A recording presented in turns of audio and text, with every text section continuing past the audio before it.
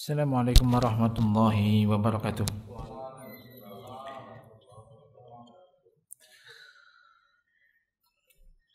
Innal hamdalillah nahmaduhu wa nasta'inuhu wa nastaghfiruh. Wa na'udzu billahi min shururi anfusina wa sayyiati a'malina. May yahdihillahu fala mudilla lahu wa may yudlil fala hadiya lahu. Asyhadu an la ilaha illallah wahdahu la syarika lahu wa asyhadu anna Muhammadan abduhu wa rasuluh sallallahu alaihi wa ala alihi wa sahbihi ajma'in. Amma ba'd. Alhamdulillah, jemaah sekalian yang dirahmati Allah Subhanahu wa taala. Kita menjadikan puji syukur hadirat Allah Subhanahu wa taala. Malam ini bisa melanjutkan kembali menjaga kita Riyadhus Shalihin. Masih di dalam Babul al-yakin wa tawakkul, bab tentang yakin dan tawakal kepada Allah Subhanahu wa taala. Dan kita kemarin masih dalam hadis yang pertama, hadis Ibnu Abbas radhiyallahu anhuma. Ini hadisnya agak panjang. Di situ disebutkan tentang sifat orang-orang di antara umat Nabi ini ada yang akan masuk surga tanpa hisab dan adab. Tanpa hisab dan adab. Kita lanjutkan keterangan dari Syekh Utsaimin. Di dalam situ disebutkan di antara sifat mereka adalah wa ala rabbihim yatawakkalun. Ini kaitannya dengan bab tawakal. Jadi bahwasanya mereka itu bertumpu kepada Allah semata, bersandar hanya kepada Allah semata fi kulli syai', dalam segala urusannya. Tidak bersandar, tidak bertumpu kepada selain Allah. Karena Allah Subhanahu wa taala telah berfirman di dalam kitabnya, "Wa may yatawakkal 'ala Allah fa huwa hasbuh." Barang siapa yang bertawakal kepada Allah, maka ia akan mencukupinya. Bahwa hasbuh. Maka barang siapa yang Allah telah mencukupinya, berarti telah dicukupi segala sesuatunya. Ini. Jemaah sekalian yang dimani Allah Subhanahu wa taala, dan beliau menyebutkan qala muallif rahimallahu hadal hadisul adim fihi sifatu man yadkhulul jannah bila hisabin wala adab. Di dalam hadis ini, di dalam hadis yang agung ini terdapat sifat-sifat orang yang akan masuk surga tanpa hisab dan tanpa adab. Tidak dihisab dan diadab, langsung masuk surga. Yaitu di situ ada 4 sifat. Yang pertama, la yastarkun, tidak minta diruqyah. Yang kedua, wala yaktabun, tidak minta diobati dengan dicos dengan besi panas, ditempelkan dengan besi panas. Wala yatatoyarun, tidak melakukan tiaroh. Yang keempat, wa ala rabbihim yatawakkalun, dan kepada Tuhan merekalah mereka bertawakal. Dan yang menjadi pendalilan di dalam bab ini, kenapa hadis ini dimasukkan dalam bab ini adalah sabda Nabi wa ala rabbihim yatawakkalun.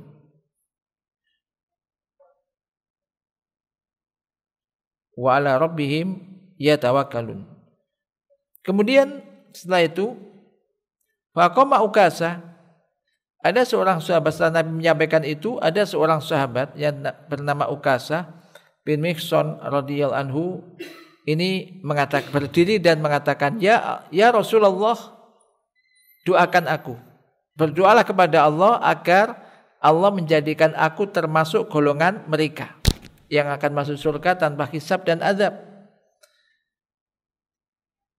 Di sini ia bersegera untuk melakukan kebaikan, menuju kebaikan dan mendahului yang lainnya.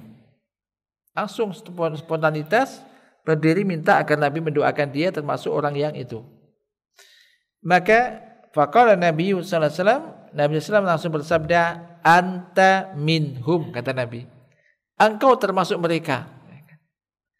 Dan engkau termasuk orang yang akan masuk surga tanpa hisab dan azab. Oleh karena itu kita bersaksi atau kita saksikan sekarang bahwasanya Ukasah bin Mihsan radhiyallahu anhu ini adalah beliau akan masuk dalam surga tanpa hisab dan azab. Karena Rasul alaihi salatu wasallam telah mengatakan kepada Ukasah, engkau termasuk di antara mereka. Ini kesaksian dari Rasul. Kemudian habis itu ada orang kedua berdiri juga dan mengatakan sama. Ud'ullaha ayyaj'alani minhum. Ya Rasulullah, doakan saya juga agar Allah menjadikan aku termasuk golongan mereka. Maka Nabi mengatakan sabakoka biha Ukasah. Engkau setelah kedahuluan Ukasah. Engkau kedahuluan Ukasah. Maka di sini Nabi alaihi salatu wasallam menolaknya atau membalasnya dengan tolakan yang halus. Nabi tidak mengatakan engkau bukan termasuk golongan mereka. Enggak langsung dikatakan engkau bukan termasuk golongan mereka. Namun mengatakan engkau telah didahului oleh Ukasah. Orang yang pertama tadi, sahabat yang pertama. Di sini para ulama berbeda pendapat mengapa Nabi sallallahu alaihi wasallam mengatakan kepada orang kedua ini engkau telah didahului oleh Ukasah. Ada yang mengatakan karena beliau mengetahui bahwasanya orang ini ada orang yang mengatakan berdoalah kepada Allah agar menjadikan aku termasuk mereka. Ada yang mengatakan dia orang munafik dan munafik tidak akan masuk surga, lebih-lebih masuk surga tanpa hisab dan adab. Sebagian ulama tadi mengatakan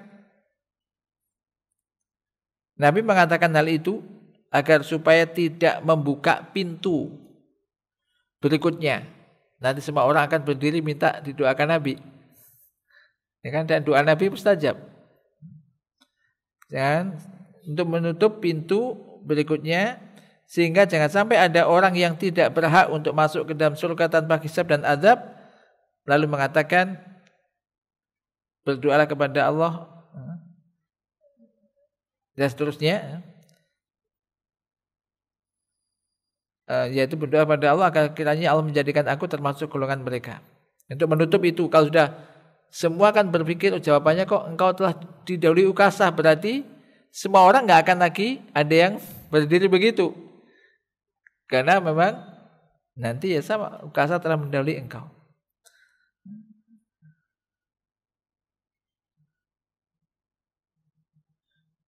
Ala kulli hal ya, kita mengetahui bahwasanya dengan ilmu yang yakin bahwasanya Rasul bahwasanya kita nahnu la na'lamu, kita tidak mengetahui dengan pengetahuan yang yakin dengan penuh keyakinan bahwasanya Rasulullah SAW tidak berdoa kepada Allah untuknya kecuali karena sebab tertentu. Wallahu a'lam. Intinya jawabannya Nabi mengatakan engkau kedahuluan Ukasah. Ukasah telah mendahulimu.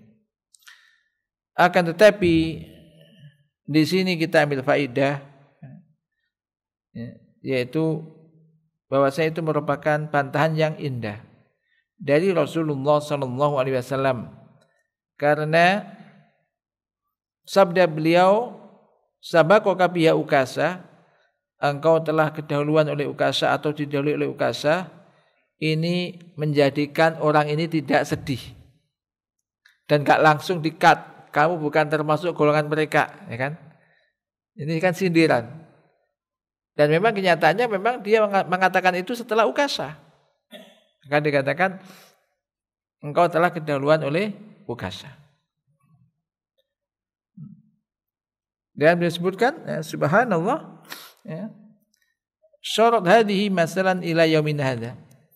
Akhirnya hal ini menjadi contoh sampai hari ini ketika ada seseorang minta sesuatu yang telah didahului oleh seseorang, dikatakan engkau telah kedahuluan Ukasha. Jadi hadis ini. Kemudian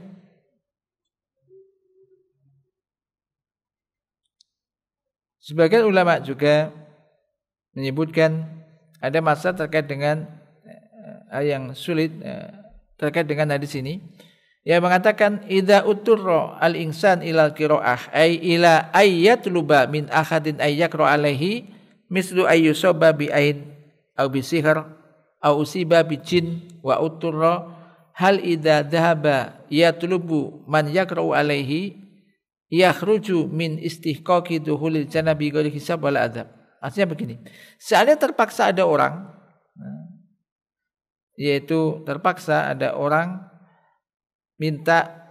meminta seseorang untuk membacakan ruqyah kepadanya. Misalkan dia terkena ain atau sihir atau terkena jin dan terpaksa melakukan, yaitu minta orang untuk meruqyah dia, apakah jika dia pergi minta seseorang untuk membacakan ruqyah kepadanya, dia keluar dari keberhaan untuk masuk ke dalam surga tanpa hisab dan tanpa azab? Faqala ba'du ulama, maka sebagian ulama mengatakan iya, yaitu zahirnya hadis ini.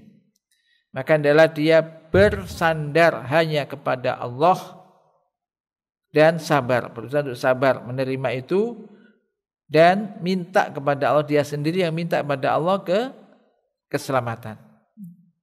Sebagian ulama mengatakan lagi, bal inna hada fi man istarqa qabla ayyusaba.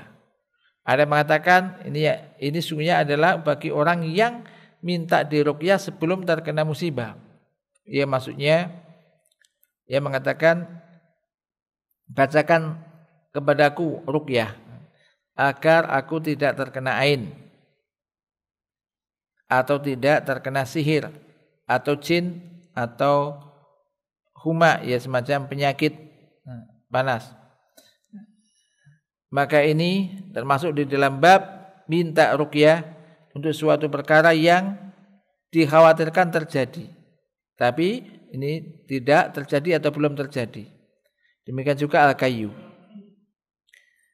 Apabila orang mengatakan fa idza qala insan alladziina yakwuna ghairahum hal yukhramuna min hadza. Apakah kalau ada orang yakwun, maksudnya mengobati orang mengobati seseorang dengan besi yang panas,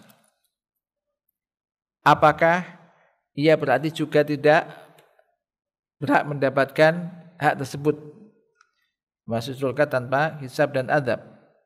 Jawabannya tidak, karena Rasulullah SAW yaqulu wala yaktabun, dan tidak yaktabun. Yaktabun maksudnya tidak meminta orang untuk mengobati dia dengan cara menempelkan besi yang panas.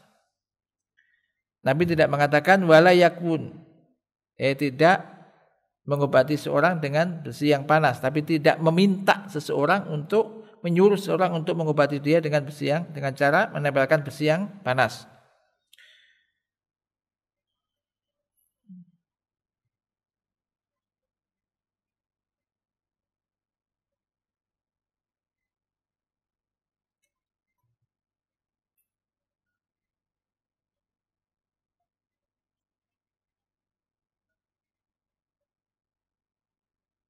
Jawabannya tadi tidak, karena pernah jadi beliau alaihi salatu wassalam ini mengobati Sa'ad bin Mu'ad radhiyallahu anhu.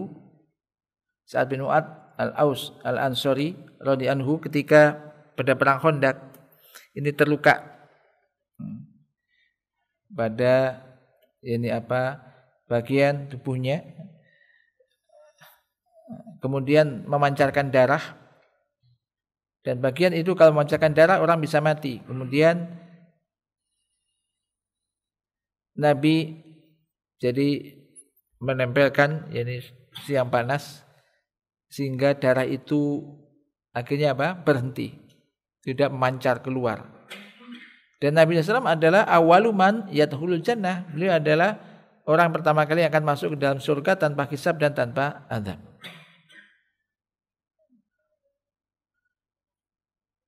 Maka beliau sebutkan, maka orang-orang yang mengobati orang kalau terpaksa dengan besi yang panas itu termasuk orang berbuat baik. Orang-orang yang membacakan ruqyah,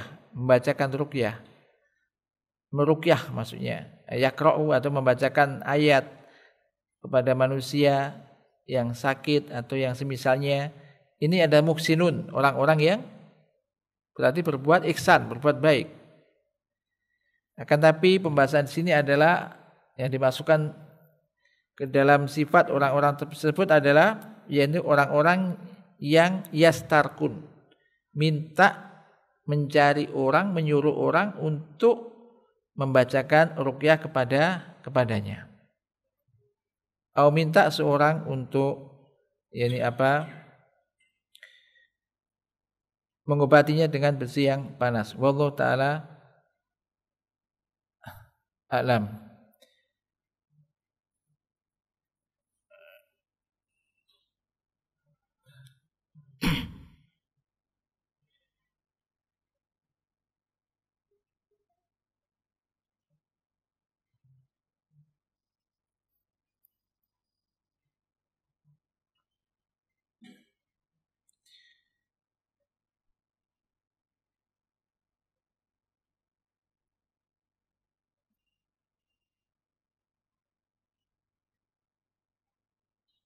Nah, dari hadis ini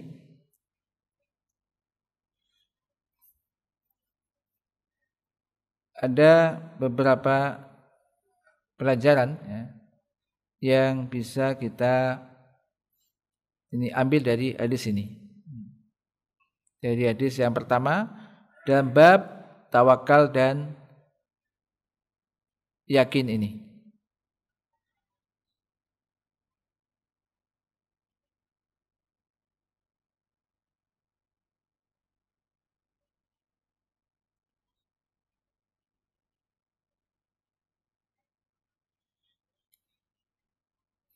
Yaitu yang pertama adalah keutamaan kedudukan Nabi sallallahu alaihi wasallam di mana ditampakkan kepada Nabi umat-umat terdahulu. Dan beliau melihatnya. Yang kedua, yaitu bayanu fadlillahi ta'ala ala nabiyhi sallallahu alaihi wasallam bi anna ummatahu aktsar umam. Menjelaskan tentang fadl karunia dari Allah Subhanahu wa taala yang telah diberikan kepada nabinya itu Rasulullah Muhammad SAW, bahwasanya umat Rasul adalah umat yang paling banyak. Jadi umat beliau itu paling banyak. Yang ketiga, di antara pelajaran ketiga, al-haqqu la yu'rafu bil kasrah wa adaril asobi al-marfu'ah. Idzan anna nabiyya ya'ti yaumil qiyamah wa ma'hu rajulani wa ya'ti nabiyyu wa ma'hu rajul wahid wa ya'ti nabiyyu wahdah. Yaitu kebenaran itu tidak diukur dengan banyaknya orang.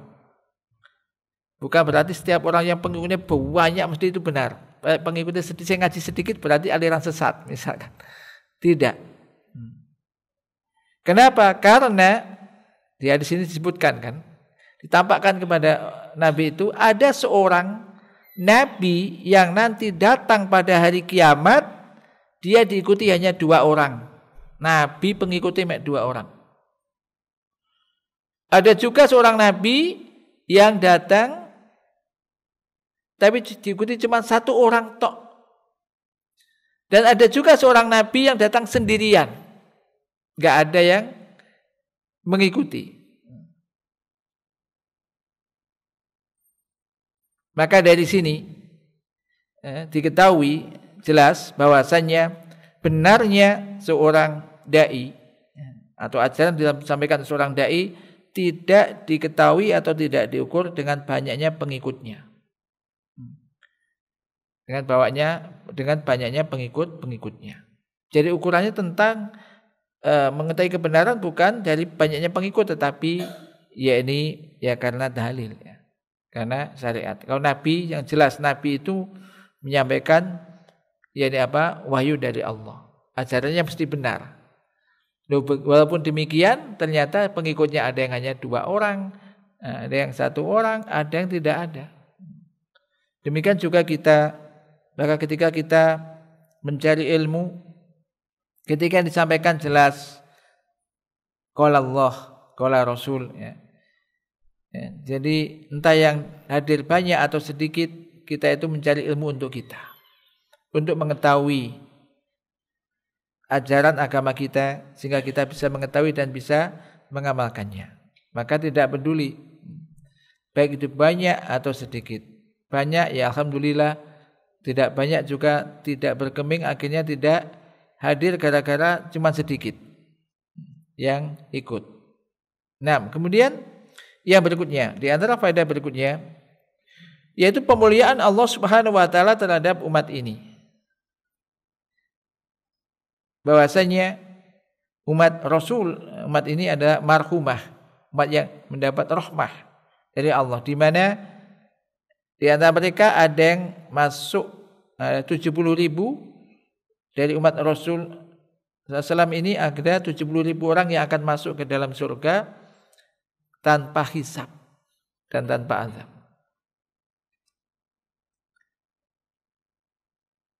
Yang berikutnya, penjelasan tentang keutamaan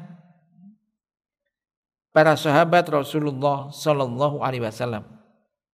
Termasuk tadi di antaranya ada Ukasah bin Mihsan. Demikian juga keutamaan orang yang dilahirkan dalam keadaan Islam dan tidak melakukan atau ternodai dengan amal-amal jahiliyah.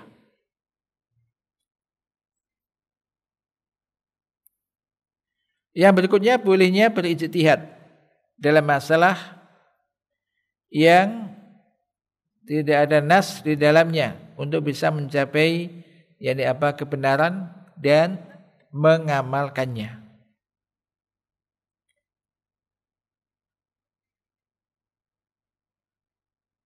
Kemudian juga di antara faedah, yaitu di antara metode pengajaran, yaitu memberikan masalah, menyampaikan suatu masalah dan membiarkan para murid atau penuntut ilmu ini membahasnya. Dan tadi di sini Nabi menyampaikan ada 70.000 orang yang akan masuk ke dalam surga tanpa hisab dan azab. Tidak dijelaskan siapa. Akhirnya para sahabat menjawab, mendiskusikan atau mengobrolkan kira-kira ini, mungkin ini, mungkin ini, mungkin ini. Baru kemudian pengajarnya datang, yaitu Nabi datang, mengarahkan kepada mereka bahwasanya yang benar ini, gitu. Jadi tidak masalah, kemudian dikasih tugas gini, kemudian berdiskusi mungkin begini, kemudian baru guru yang menyampaikan yang benar begini. Ini biasanya lebih diingat juga. Udah berusaha mungkin begini, tapi ternyata belum ada yang tepat. Nah, ini ada salah satu metode. Salah satu metode dalam mengajar.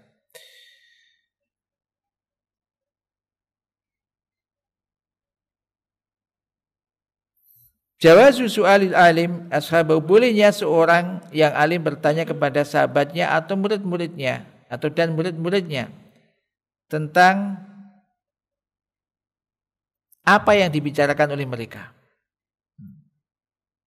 untuk bisa memberikan manfaat kepada mereka dan untuk menghilangkan perbedaan pendapat, khilaf di antara mereka. Wa illam yukallimuhu fil amri, walaupun mereka tidak berbicara langsung kepadanya tentang masalah itu. Kan mereka tadi para sahabat membahas mungkin yang akan masuk dalam surga itu orang yang lahir dalam keadaan Islam, orang yang demikian. Kemudian berikutnya adalah fadlu tawakkul 'ala Allah taala. Nah, ini yang intinya di bab ini. Wal i'timad alaihi fi daf'i durrin aw jalbi naf'in. Wa ma a'adda Allah taala lil mutawakkilin min ajrin wa sawabin. Keutamaan bertawakal kepada Allah taala dan bertumpu, bersandar sepenuhnya kepada Allah dalam rangka untuk menolak madarat atau mendatangkan manfaat. Ingin menolak madarat maksudnya terselamatkan dari malapetaka ataupun mendapatkan manfaat. Dan juga besarnya pahala dan ganjaran yang akan diberikan oleh Allah Ta'ala kepada orang-orang yang bertawakal kepadanya. Jadi tawakal ini urusannya di hati. Tapi diyakini, kemudian ya, baru dia menjalani semuanya. Ya, tawakal tidak berarti meninggalkan usaha ya. Usaha tetap dijalani sesuai dengan syariatnya selama tidak dilarang, hasilnya serahkan kepada Allah. Ini tawakal. Orang sakit ya berobat selama berobatnya tidak dilarang. Kayak ke dukun, nah ini kan dilarang. Kayak jimat-jimat. Tapi kalau berobatnya misalkan berobat ke dokter, berobat. Tetapi apakah dokter bisa menyembuhkan? Tidak. Yang menyembuhkan hanya Allah, kan gitu. Tapi sarananya dijalani.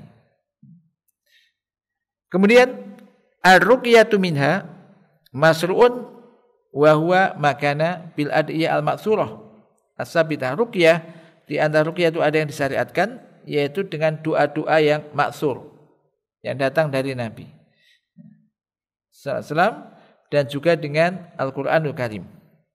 Dan di antaranya juga ada yang tidak disyariatkan, yaitu apabila ruqyah itu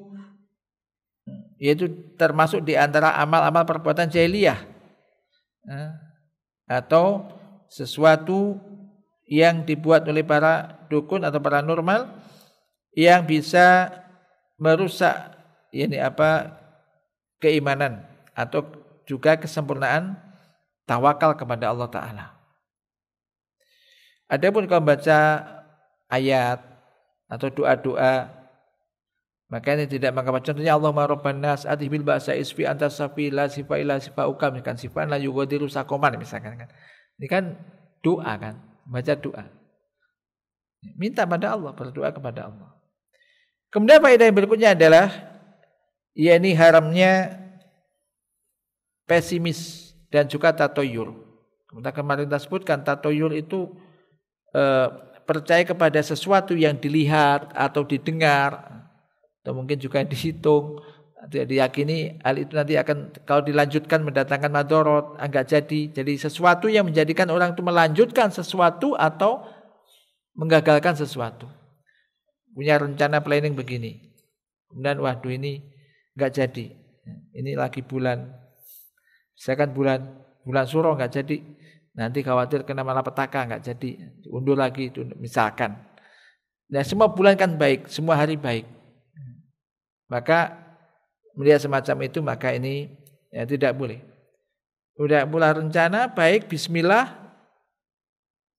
jalani gitu. Insya Allah tidak ada apa-apa kan. Semua tanggal baik, semua hari baik, semua bulan baik. Ini yakin yang bisa mendatangkan kebaikan hanya Allah, yang bisa menolak dari madharat itu bencana hanya Allah Ta'ala. Ini keyakinan seorang muslim. Kemudian yang berikutnya,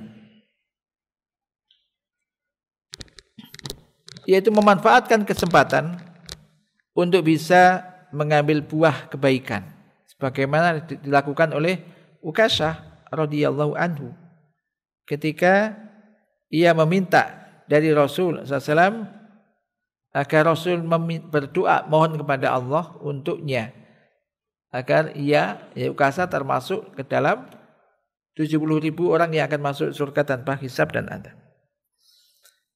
Ini juga menjadi pelajaran keutamaan Ukasah bin Mihsan atau Mihsan, bahwasanya ia termasuk min ahlil jannah, termasuk dari penduduk surga.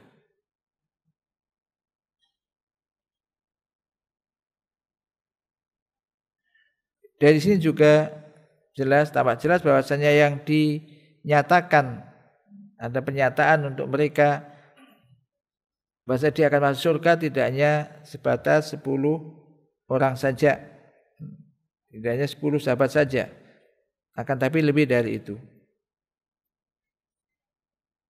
Adapun 10 orang disebutkan karena ada mereka disebutkan dalam satu hadis. Kemudian yang berikutnya, ini hadis yang kedua.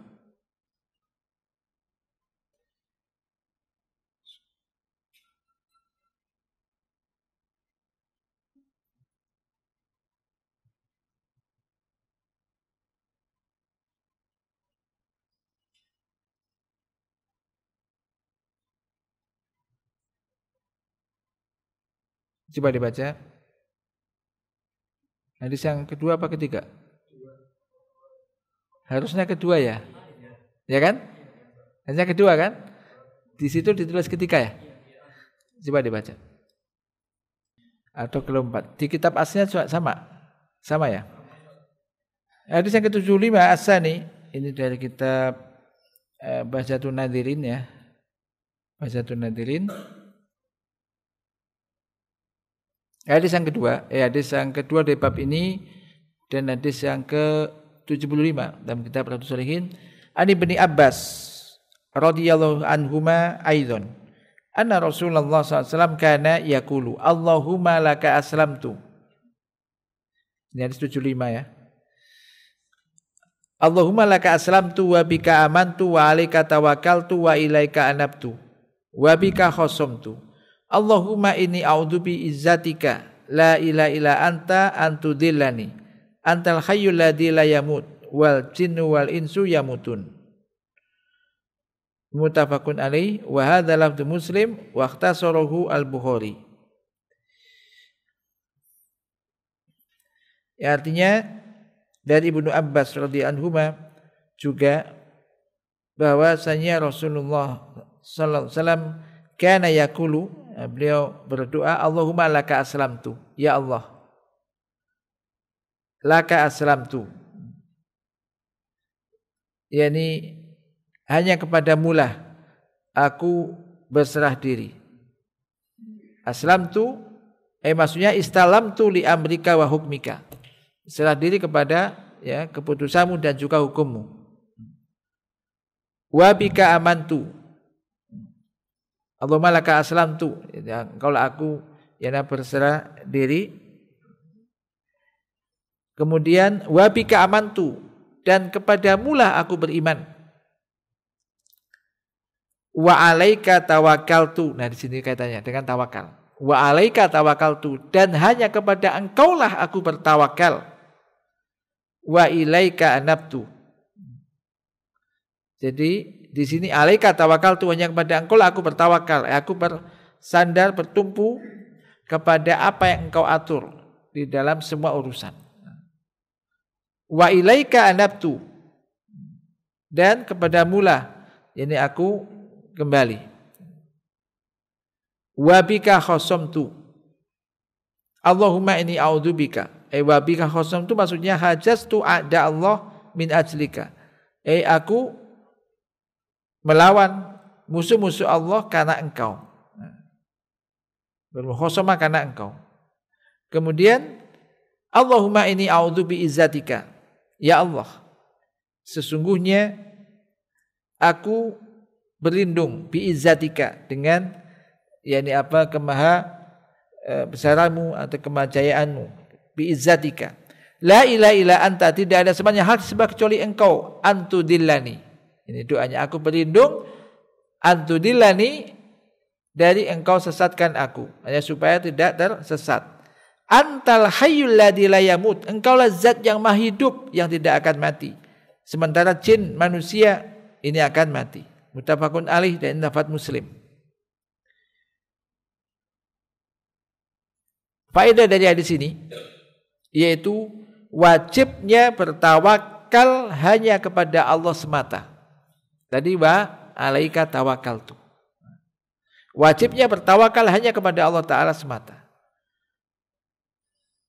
Li'annahu, karena Allah Subhanahu wa Ta'ala memiliki sifat dengan sifat-sifat yang sempurna.